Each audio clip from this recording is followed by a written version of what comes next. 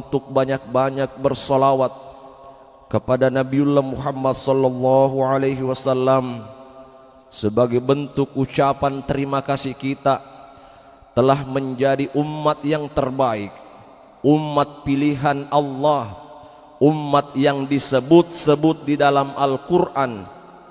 Saya ulangi, umat Islam kita adalah umat yang disebut-sebut di dalam Al-Quran. Kuntum khaira ummatin ukhrijat linnasi ta'muruna bil ma'rufi wa tanhauna 'anil munkar wa ulaika humul muflihun.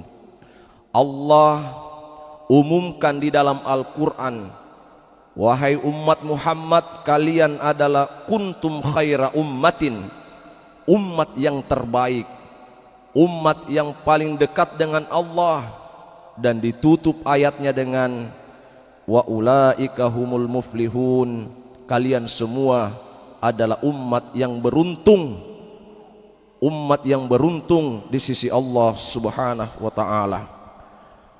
Jamaah subuh yang dimuliakan oleh Allah Subhanahu wa taala, sebelum saya membaca lanjutan pengajian kita, ada satu ayat di dalam Al-Quran yang menginformasikan kepada kita betapa mulianya sholat subuh, betapa mulianya sepertiga malam kita bertahajud, berqiyamul lail, dilanjutkan lagi dengan 2 rakaat qobliyah subuh, dilanjutkan lagi dengan sholat subuh berjamaah, dilanjutkan lagi dengan tazkirah khalaqah majelis ilmu, dilanjutkan lagi dengan sholat isyraq, sholat duha.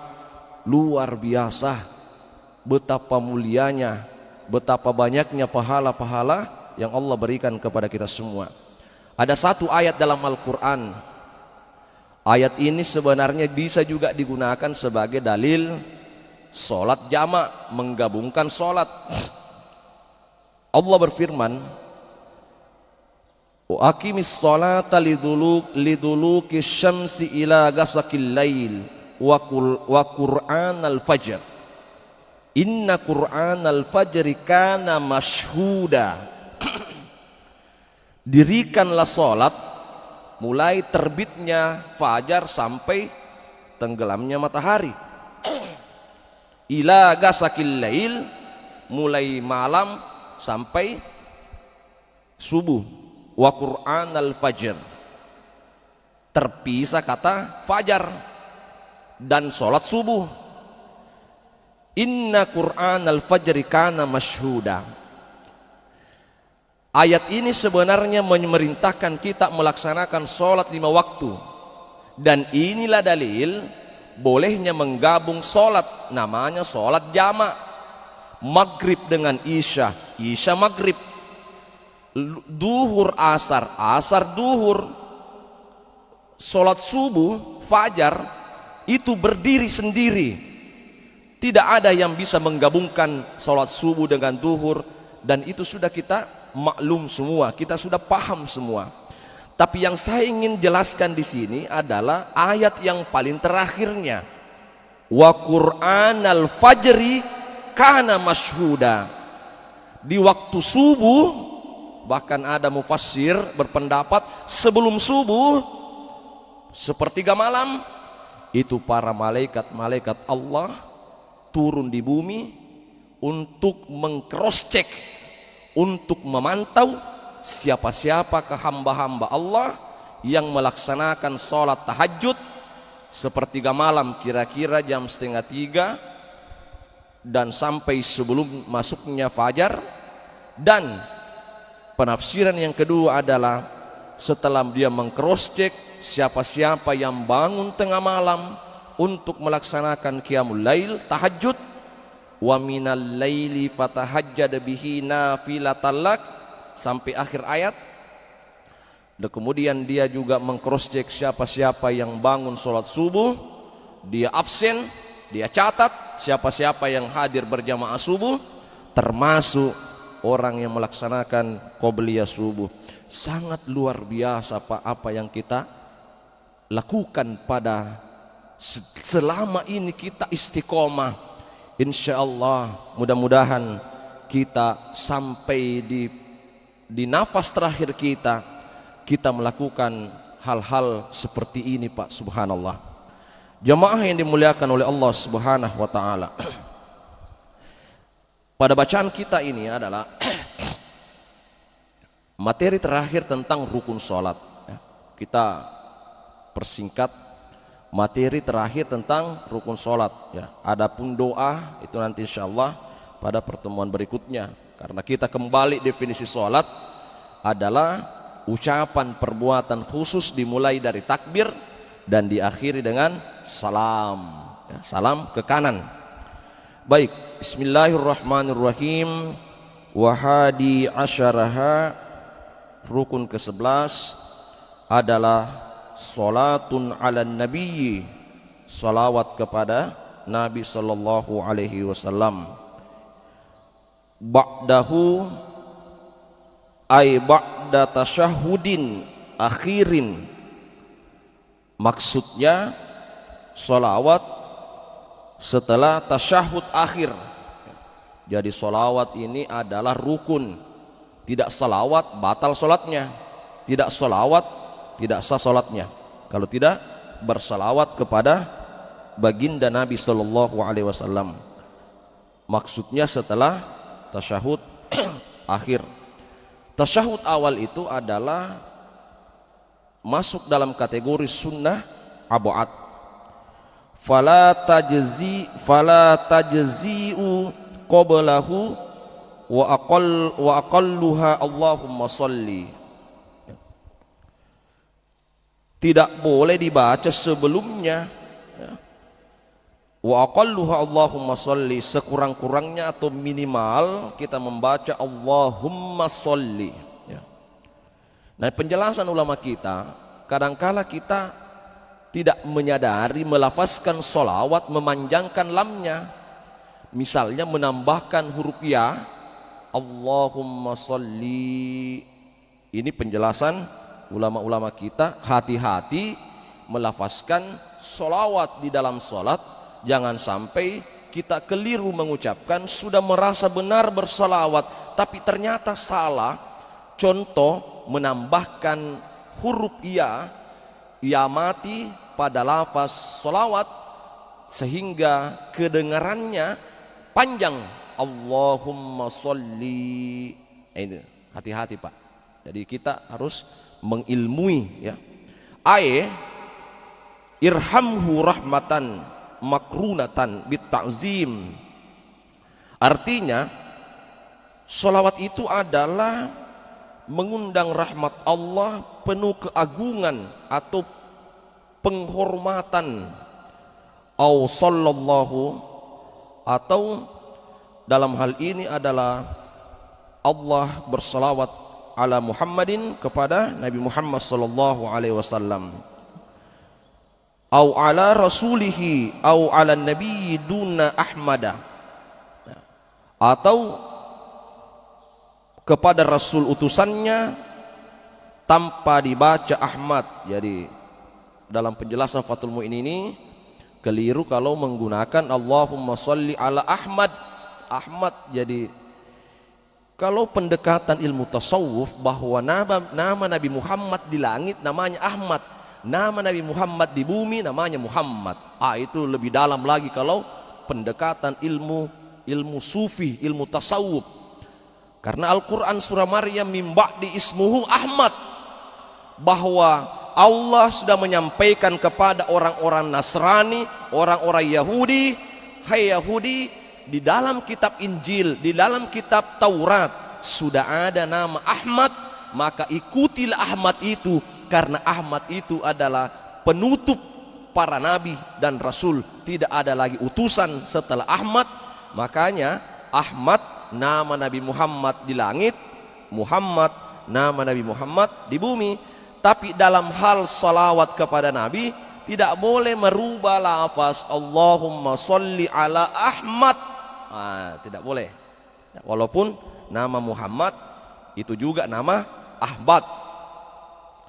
Dan inilah ganjarannya Allah, orang yang banyak bersalawat, irhamhu, Allah akan merahmati dia.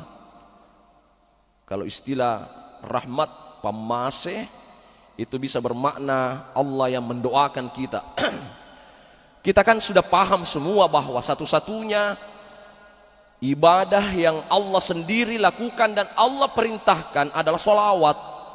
Berulang-ulang kita sampaikan dan bahkan kita dengar dari maha guru kita bahwa Allah perintahkan sholat, Allah tidak sholat. Dia perintahkan aqimis sholah. Allah memerintahkan zakat, mana pernah Allah berzakat? Allah perintahkan puasa Ramadan, Allah tidak puasa karena dia maha kuasa. Tapi dalam Al-Quran Allah sudah sampaikan, innallaha wa malaikatahu yusalluna ala nabi. Allah dan para malaikatnya bersalawat kepada Nabi Muhammad. Begitu agungnya Nabi Muhammad, Allah sendiri yang bersalawat kepada makhluknya, kepada ciptaannya sendiri. Dia doakan, dia salawati, dan para malaikat-malaikat Allah juga ikut bersalawat kepada Nabi Muhammad. Lalu Allah memerintahkan, ya ayyuhalladzina amanu sallu alaihi wasallimu taslima. Ini perintah Allah. Namanya perintah Pak. Dosa kalau kita tidak laksanakan dalam hal di dalam sholat. Ini kan sholawat betul sunnah yang dianjurkan. Tapi dalam hal rukun sholat, tidak akan sah sholatnya orang ketika dia sholat tidak melafazkan Allahumma sholli ala Muhammad. Nah, ini nanti kita akan jelaskan perbedaan Sayyidina dengan yang tidak pakai Sayyidina, yang mana kuat ya. Kemudian wasunnah fi tasyahudi, sunnah pada tasyahud akhiri wakila yajibu salatun ala alihi. Ada tambahan kata wa ali. Kapan kita ucapkan bersalawat kepada Nabi dan keluarganya? Allahumma sholli ala Muhammad wa ala ali Muhammad. Allahumma sholli ala Sayyidina Muhammad wa ala ali Sayyidina Muhammad. Ya, dua. Kita dua saja ya. Ada yang pakai Sayyidina, ada yang tidak pakai Sayyidina, supaya kita tidak bingung ya. Yang sudah terlanjur pakai Sayyidina, ya tidak usah dikurangi. Yang tidak memakai Sayyidina, ya teruskan saja, karena sama-sama bersalawat. Yang jelas tidak merubah lafaz. Tadi yang saya katakan, Allahumma sholli ala Ahmad, tidak boleh, batal sholatnya. Fayassulu aqallis sholati ala ali biziyadati wa alihi ma'aqallis sholati la fil awwali alal asahhi libinaihi ala takhfifin wa li'anna fiha naqlun ruknin qawlin ala qawli wa huwa mubtilun. Dalam kitab Fathul Mu'in ini dikatakan bahwa sholawat yang menambahkan kata alihi ya, ala alihi, maka tidak cukup hanya wa alihi, tetapi menyebutkan Muhammad. Contoh, Allahumma sholli ala Muhammad wa alihi. Anda dalam kitab ini tidak cukup hanya menyebutkan tambahan wa alihi ya, harus menyebutkan Muhammad. Kapan? Ini perdebatan di kalangan ulama, tapi kita mengikuti jumhurul ulama bahwasanya antara tasyahud awal dan tasyahud akhir ada sedikit perbedaan dalam melafazkan sholawat kepada Nabi Sallallahu Alaihi Wasallam. Nanti kita jelaskan ya. Wa yusannu, dan disunahkan akmaluha fi tasyahudin akhirin, disunahkan pada tasyahud akhir ini disempurnakan. Wa huwa Allahumma sholli ala Muhammadin wa ala ali Muhammadin kama shallaita ala Ibrahim wa ala ali Ibrahim wa barik ala Muhammadin wa ala ali Muhammadin kama barakta ala Ibrahim wa ala ali Ibrahim innaka Hamidum Majid. Itu ya, wallahu a'lam bissawab. Sampai di situ bacaan kita dulu ya. Jamaah yang dimuliakan oleh Allah Subhanahu wa taala. Ada satu riwayat Pak yang saya temukan dalam salah satu kitab hadis, panjang riwayat itu. Nabi sallallahu alaihi wasallam wa fi akhir ayyamihi di akhir hidupnya Nabi sallallahu alaihi wasallam la yazura syuhada'ahu Hud. Nabi sallallahu alaihi wasallam suatu ketika keluar dari rumahnya, kharaja min baitihi, dia keluar dari rumahnya liyazura syuhada'ahu Hud. Beliau ini menuju ke suatu tempat kuburan para sahabat. Kuburannya siapa? Orang-orang yang meninggal di medan perang Uhud. Bukankah salah satu perang yang dimana tercatat dalam sejarah Nabi mengalami kekalahan?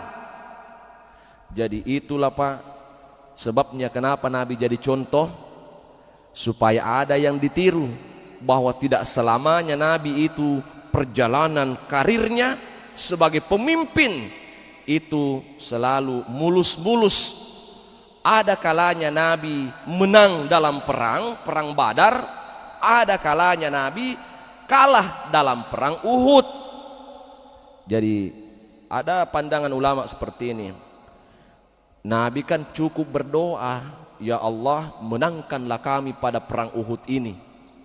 Karena kerakusannya umat Islam yang melihat harta rampasan, orang sudah pada merampas harta karena dipukul mundur orang kafir ini. Nabi kan berpesan bahwa wahai para pasukan elit ini yang ada di atas bukit, kan berlembah Uhud ya, seperti baskom itu.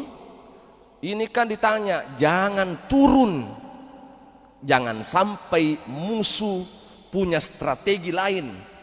Nabi kan sudah menang, sudah berteriak, sudah takbir, Allahu Akbar, Allahu Akbar, kita sudah menang. Tiba-tiba para pasukan elit ini, dia ini muncul keinginannya untuk juga ikut merampas harta rampasan orang-orang kafir. Kalau seperti ini kita juga tidak kebagian. Itulah sifat dasarnya kita ini umat Islam. Kalau dipancing dengan uang, dipancing dengan materi, dipancing dengan apapun benda-benda yang bisa membuat dia senang, bahagia, maka itulah yang menjadi jebakannya orang-orang kafir kepada orang-orang muslim. Jadi wajarlah Nabi sallallahu alaihi wasallam menyebutkan kadal faqru ayyakuna lilladzina kafarul hayatud dunya. Sesungguhnya orang-orang kafir itu diberikan kenikmatan dunia, segala-galanya di matanya hanya kenikmatan saja. Sementara umat Islam disebutkan dalam hadis, ad-dunya sijnul mu'minin wa jannatul kafir. Dunia ini adalah penjaranya orang-orang mukmin. Banyak aturannya, banyak larangan-larangannya. Dilarang begini, haram begini, jangan begini. Dan itulah aturan-aturan Allah Subhanahu wa taala. Nah ini perang Uhud, banyak sahabat meninggal dunia, dibunuh oleh orang kafir. Tiba-tiba orang kafir menyerang kembali karena sudah ada di bawah lembah, sudah tidak ada lagi pasukan yang menjaga, sudah orang kafir tinggal memanah saja, memanah. Termasuk dalam riwayat Nabi itu kena rahang giginya panah karena tidak ada yang melindungi Nabi. Subhanallah. Ini sampai dalam riwayat pun ada sahabat, saya agak lupa sahabat itu, yang memegang bendera la ilaha illallah melindungi Nabi. Tiba-tiba ditebas tangannya, ditebas tangan kanannya, sahabat memegang tangan kirinya, la ilaha illallah, Allahu Akbar, ditebas lagi tangan kirinya, jatuh tiba-tiba dia memeluk bendera la ilaha illallah Muhammadur Rasulullah, ditebas lehernya. Disitulah Nabi menangis, disitulah Nabi meneteskan air mata. Perjuangan para sahabat-sahabatku ini sangatlah luar biasa. Mereka telah melindungi Islam, mereka telah berjihad. Sementara kita, Pak, saya malu-malu sebenarnya kalau baca sejarah. Apa kontribusi kita di agama Islam ini? Jangan sampai kita menginjak-injak kebenaran agama yang dulunya diperjuangkan oleh Nabi, para sahabat-sahabat Rasulullah Sallallahu Alaihi Wasallam yang banyak meninggal dengan label syahid, syuhada. Inilah kuburan orang-orang mati syahid dikunjungi Nabi Sallallahu Alaihi Wasallam. Nabi kemudian datang menziarahi makam sahabatnya. Antumus sabiquna wa nahnu bikum lahiqun insyaallah. Ini Nabi menyampaikan, sahabat di belakang semua pada tunduk mau berdoa. Nabi datang, dia mengatakan antumus sabiqun wa nahnu bikum lahiqun insyaallah taala. Hadis mengatakan, wahai sahabatku para syuhada, itu artinya kalian telah lebih dahulu menghadap kepada Allah Subhanahu wa taala dengan kemuliaan. Kalian semua itu lebih dulu menghadap kepada Allah dengan bangganya. Kalian itu surga tempatmu wahai sahabatku. Wa nahnu bikum lahiqun. Kami, kata Nabi, akan menyusul kalian di belakang kalian. Kami akan menyusul perjalanan menuju Allah Subhanahu wa taala. Tsumma yarji'u bainas sahabah. Kemudian setelah itu Nabi kembali ke kerumunan sahabat. Kasih pulung sahabat sahabat berkumpul, datang Nabi. Wa huwa yabki. Nabi dalam keadaan menangis terseduh-seduh. Bukan menetes lagi. Nabi menangis terseduh-seduh. Orang terseduh-seduh itu, Pak, pasti sakit. Dia membayangkan betapa jihadnya, pengorbanannya para sahabat, termasuk sahabat yang memegang panji bendera la ilaha illallah yang ditebas tangannya, tangan kirinya, kanannya, lehernya ditebas hanya untuk menegakkan syariat Islam itu sendiri. Ya Rasulullah, ma yabkika. Ada sahabat yang bertanya, ma yabkika, kenapa kamu menangis ya sahabat? Ya Rasul, qala Rasul, istaqatu ikhwani, saya rindu dengan saudara-saudaraku. Saya rindu dengan saudara-saudaraku. Hadis ini kemudian ada sahabat yang berkata lagi, ya Rasul, awalasna min ikhwanika ya Rasul, bukankah kami ini saudara-saudaramu? Nabi menjawab, la, bukan, kalian bukan saudaraku. Ini sahabat semua diam, bingung ketika Nabi mengatakan kalian itu bukan saudara-saudaraku. Antum ashabi, kalian itu adalah sahabat-sahabatku. Beda, Pak, saudara dengan sahabat. Beda ya. Sahabat dengan saudara. Nabi ini mengatakan kalian sahabatku, bukan saudara-saudaraku. Wa amma ikhwani hum qaumun ya'tuna min ba'di yu'minu nabi walam yarawni. Subhanallah. Camkan, Pak, baik-baik. Kita tanamkan dalam diri kita bahwa Nabi mengatakan, adapun saudara-saudaraku adalah umat yang akan lahir di akhir zaman, umat yang akan lahir setelah kita ini meninggal dunia. Para sahabat-sahabat semua menangis, semua sedih. Kita ini, kata Nabi, semua akan mati dan mereka akan lahir setelah kita. Para tabi'in, para tabi'in, para ulama-ulama, dan sampai hari ini kita masih istiqomah di Islam. Yu'minu nabi walam yarawni. Ini adalah mereka yang percaya kepadaku Muhammad sebagai utusan Allah, walam yarawni.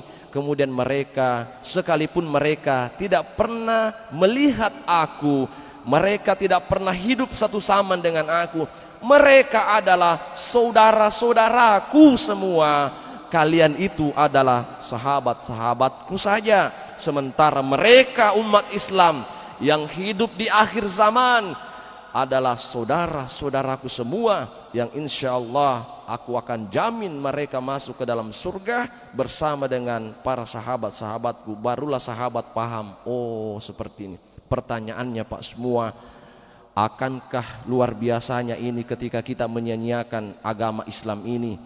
Akankah kita ironi ketika sudah berislam tapi tidak memantapkan, tidak totalitas, tidak beramalia? Nabi sedih kalau ada umatnya nanti masuk ke dalam neraka jahanam. Dan Nabi sempat menangis ketika ditanya oleh Jibril. Ditanya oleh Nabi, ya Rasul, ya Jibril, adakah umat Islam masuk neraka? Jibril mengatakan diam, lalu kemudian tunduk, lalu kemudian Jibril mengatakan ada ya Rasul. Lalu Nabi menangis.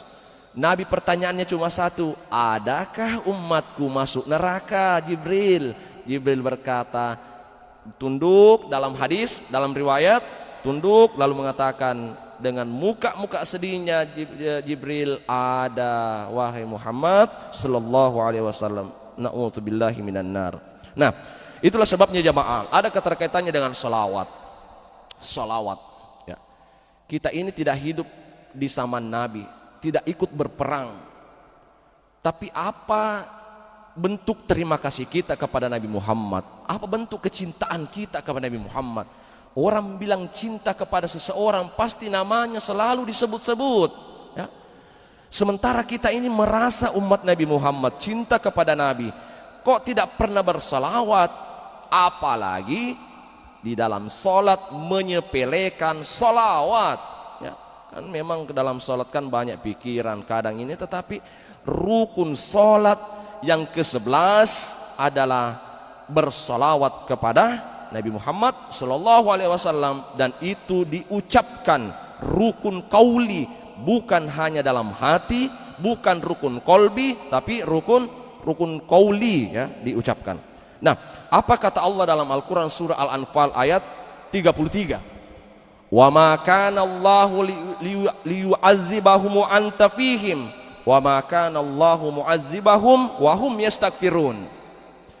Pak Bu, ini ayat memberikan informasi kepada kita bahwa Allah tidak akan membinasakan satu kaum selama engkau Muhammad ada di tengah-tengah mereka, dan mereka tidak akan kubinasakan Muhammad selama mereka banyak beristighfar, memohon ampun atas segala dosa dan kesalahannya Muhammad.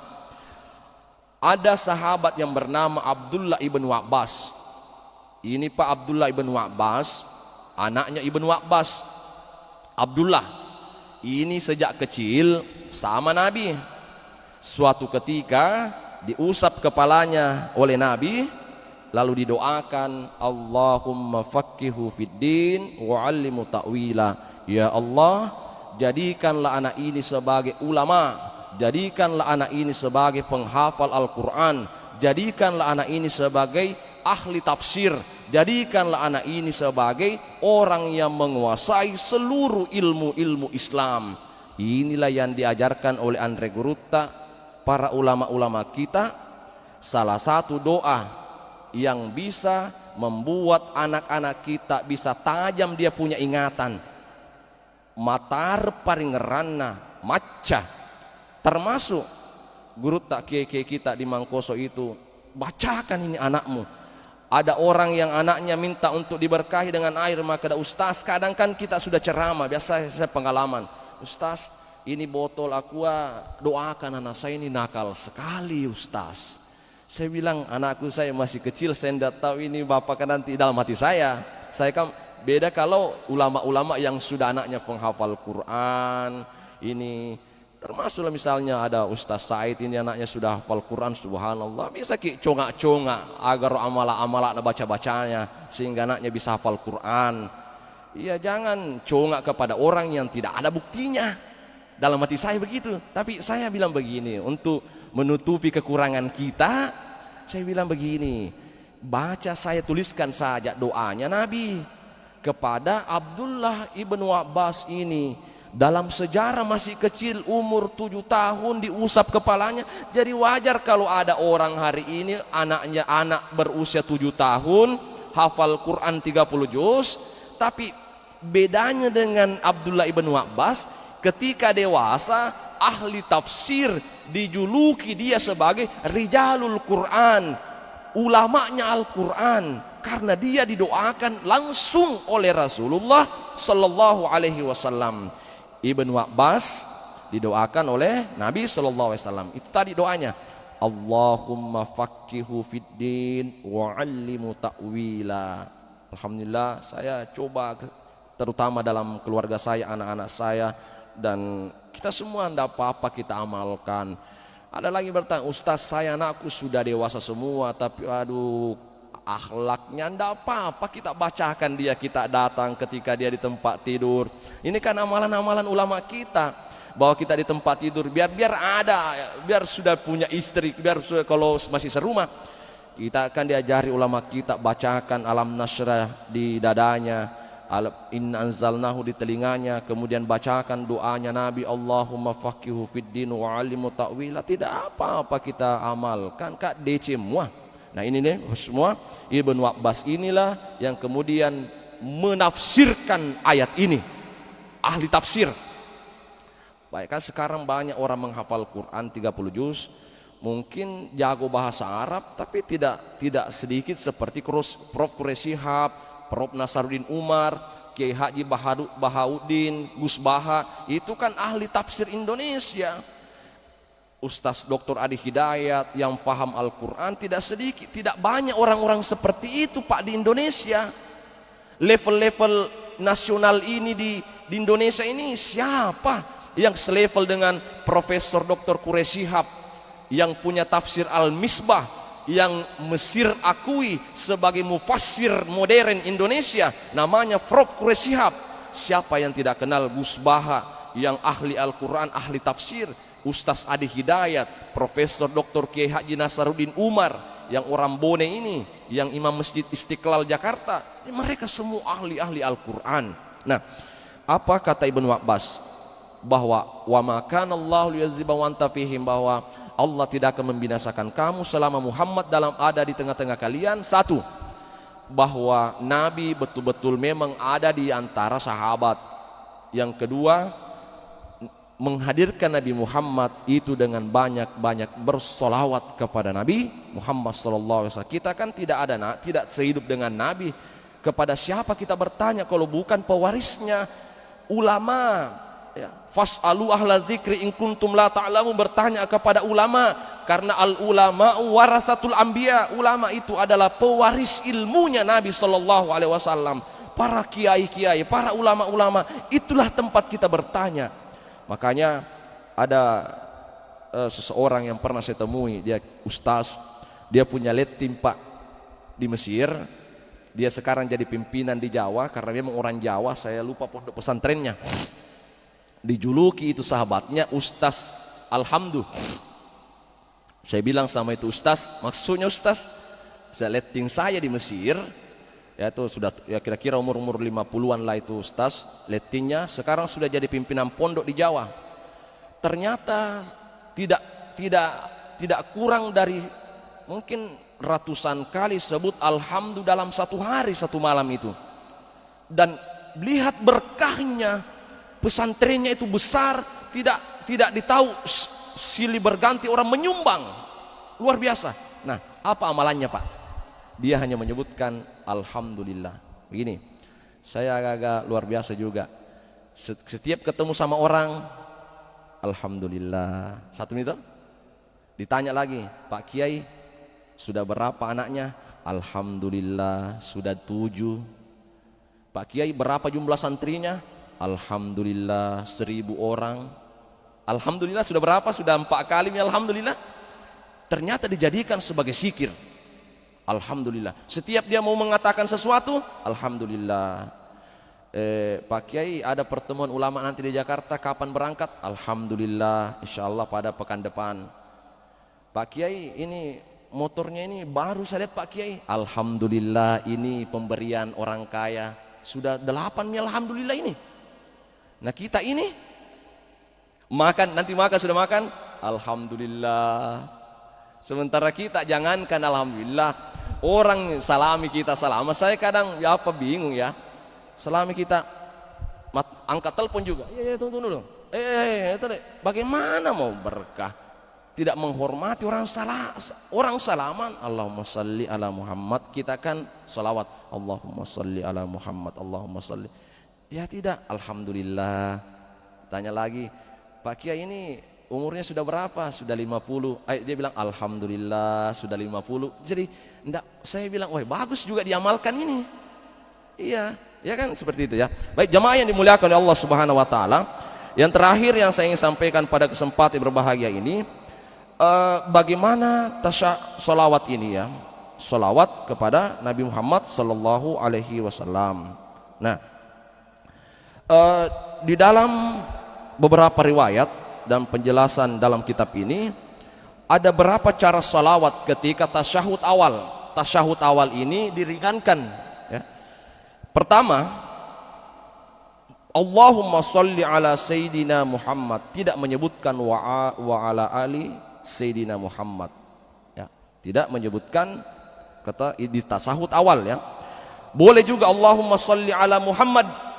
Dua, boleh juga menyebutkan sallallahu ala Muhammadin ya, karena ini tasyahud awal adalah sunnah abad, bukan rukun.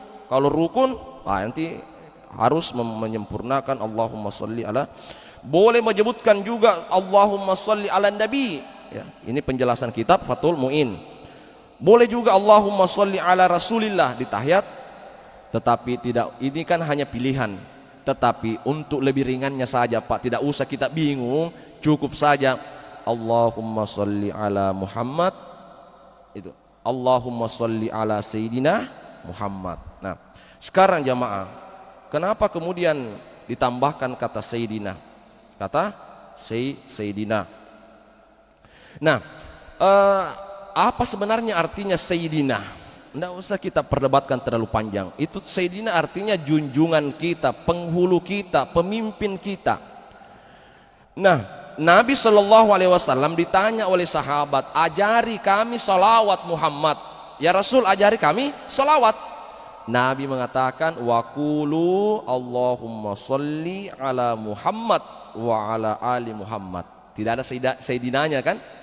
Kalau Nabi tanya ini sahabat, inilah yang dipakai oleh Persyarikatan Muhammadiyah dengan manhaj tarji, bahwa melafazkan salawat tidak menggunakan Sayyidina, karena Nabi begitu yang ajarkan. Sekarang ternyata NU dan DDI memahami bahwa kenapa menambah Sayyidina, karena ada hadis Nabi Shallallahu Alaihi Wasallam mengatakan, ana sayyidu waladi adama yaumal qiyamah. Ini hadis Nabi bilang, saya ini sayyid, anak cucu Adam di hari kemudian. Dari sinilah kemudian mengambil kesimpulan ulama-ulama kita ya, yang agak berbeda sedikit penafsirannya dengan Muhammadiyah, bahwa dia apa yang dikatakan Nabi itu yang diikuti. Karena sahabat bertanya mengatakan ajari kami salawat, Nabi bilang Allahumma sholli ala Muhammad wa ala ali Muhammad. Sementara kita menambahi Sayyidina dengan dasar bahwa ternyata ada hadis ana sayyidu waladi adama yaumal qiyamah, bahwa saya, Nabi bilang saya ini adalah sayyid, pemimpin anak cucu Adam di hari kemudian. Maka itulah kemudian sebagai bentuk ta'zim wa ikraman, penghormatan, penghargaan kita kepada Nabi Muhammad, sehingga menambah kata Sayyidina, Allahumma sholli ala Sayyidina Muhammad wa ala ali Sayyidina Muhammad. Nah, yang paling terakhir juga ini yang perlu saya jelaskan Pak adalah telunjuk ya. Ini yang berbeda. Ini kan at-tahiyatul mubarakatuh, orang sudah telunjuknya. Kita kan nanti pada syahadat, tidak usah diperdebatkan.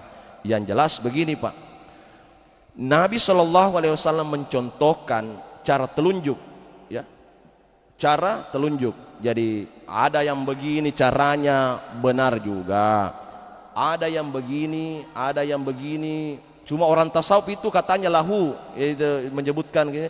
Tapi Nabi dalam beberapa riwayat itu mengganjal telunjuknya supaya tidak goyang.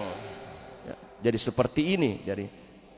Dan beberapa riwayat-riwayat bahwa Nabi Shallallahu Alaihi Wasallam ketika menyebutkan illallah, kan kita asyhadu alla ilaha illallah boleh juga. Tapi dalam kebanyakan riwayat-riwayat Nabi Shallallahu Alaihi Wasallam sampaikan bahwa Nabi nanti mengangkat telunjuknya ketika illallah. Ya, jadi dia turunkan asyhadu alla. Kita kan kadang nanti asyhadu alla ilaha illallah wa asyhadu anna Muhammadar Rasulullah. Nabi contohkan bahwa Nabi sudah mengambil ancang-ancang, sudah at-tahiyatul mubarakatus salawatut thayyibatu lillah. Spasi di situ. Assalamu alayka ayyuhan nabiyyu rahmatullahi wabarakatuh. Dua spasi lagi, spasi. Assalamu alayna wa ala ibadillahis sholihin. Asyhadu an la ilaha illallah. Illallah baru telunjuknya, ya. Di riwayat lain juga dikatakan baru Nabi at-tahiyatu was-shalawatu wat-thayyibatu, dia sudah naikkan telunjuknya. Itu Bapak sekalian ya, yang pasti ketika terakhir sebelum salam telunjuk, kan sebelum salam Nabi Shallallahu Alaihi Wasallam mengajarkan doa-doa, ya. Nabi Shallallahu Alaihi Wasallam mengajarkan doa-doa bahwa jangan langsung salam, kalau perlu doa, termasuk doa meminta kepada Allah untuk bebas dari siksa api neraka, siksa kubur, siksa fitnah hidup, fitnah mati, fitnah dajjal. Ini Pak kita minta. Ada kan orang sudah meninggal tapi selalu dicerita jelek di belakang. Itu semenjak dia hidup itu selalu curi ayamnya orang, padahal difitnah Pak. Itu orang waktunya dia itu selalu ambil manggaku, padahal bukan dia yang ambil mangganya Pak, orang lain yang ambil. Cuma dia yang dicurigai, dia yang dituduh, difitnah. Sudah bertahun-tahun dia sudah meninggal dunia, anak cucunya mendengar itu nenek saya betulkah pencuri, karena difitnah. Maka kita minta kepada Allah di akhir tahiyat kita, Allahumma inni a'udzubika min azabi jahannam wa min azabil qabri wa min fitnatil mahya wal mamat wa min fitnatil masihid dajjal. Jadi fitnah hidup, ada kan orang masih hidup difitnah, bahkan ada orang sudah mati difitnah lagi kesiang. Jadi kita minta supaya jauh dari fitnah hidup dan fitnah mati. Mungkin cukup sekian, wallahu a'lam bissawab. Amin ya rabbal alamin. Bismillahirrahmanirrahim. Alhamdulillahi rabbil alamin. Wassallallahu ala sayyidina Muhammad wa ala alihi wa sahbihi wasallam. Allahumma antas salam wa minkas salam wa ilayka ya'udus salam. Fahayna rabbana bis salam wa adkhilnal jannata daras salam. تباركت ربنا وتعاليت يا ذا الجلال والإكرام. اللهم إنا نسألك علما نافعا ورزقا واسعا وعملا متقبلا. ربنا آتنا في الدنيا حسنة وفي الآخرة حسنة وقنا عذاب النار. وصلى الله على سيدنا محمد وعلى آله وصحبه وسلم والحمد لله رب العالمين. Sekian, minallahil musta'an wa alaihi tiklan. Wassalamualaikum warahmatullahi wabarakatuh.